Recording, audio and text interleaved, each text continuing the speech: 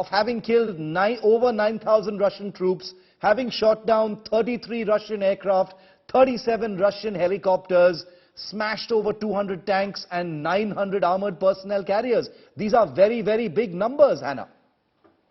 Yes, that is very, very big numbers, but for the last 9 days, that is very, very big fightings happening. Yeah. And Ukraine is using quite a serious air defense systems plus drones like Bayraktars, and many videos are available. So if you search for the fights near Kharkiv or Gostomel or Sumy or Chernigiv, most of these tanks or armored vehicles or air planes destroyed. You have videos when there is lines near the road of hundreds of cars, and that is happening because one Bayraktar, when it is the assault, it is the reaction. You're targeting, for example, fuel car, and then the fire from the fuel car is getting around.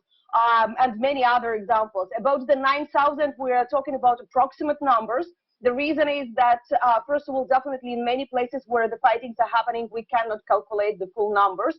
But at the same time, Ukraine is proposing for the last 4 days for the Russian Federation to start getting off from Ukrainian territory the dead corpse of their soldiers. Unfortunately, Russia didn't want. And it is quite an interesting when you saw the pictures already at the first days of the killed Russian soldiers, and the Russian Ministry of Defense said, oh, we have only 2 persons killed.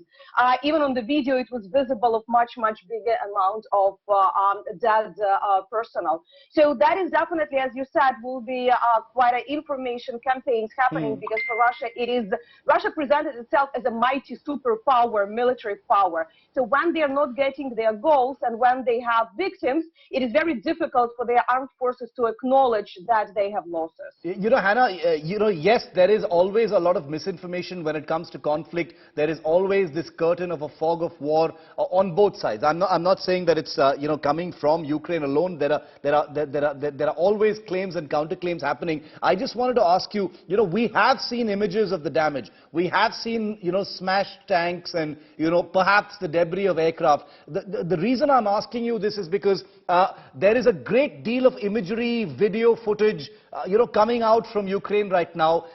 It is not always easy to tell what is authentic and what is not.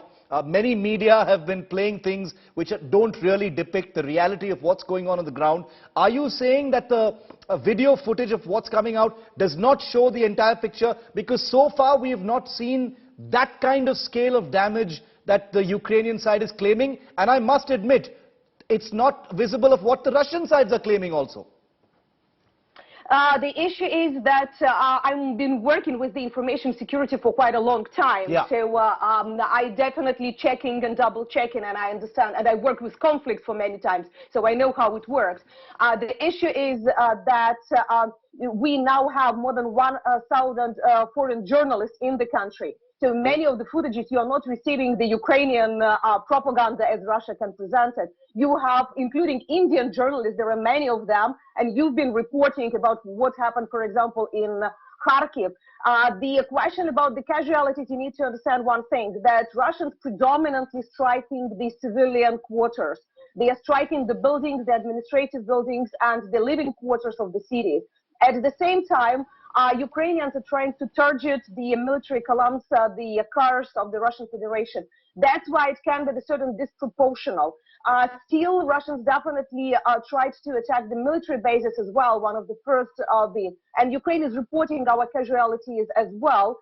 So we are not hiding that we have killed personnel, killed pilots, for example, and so on. But at the same time, we also have a lot of cameras, web cameras, and many of the videos, like, for example, in Kharkiv, what you saw, that is, it was Lviv, or what yesterday happened. Russians managed to burn Ukrainian nuclear plant in the city of Zaporizhia. It is one of the main nuclear atomic stations in Ukraine. And it been just recorded at all videos, both from, for security reasons. You understand that nuclear plant is always under very heavy security video monitor. These videos are already available online because they were live and people been expecting the assault against the station.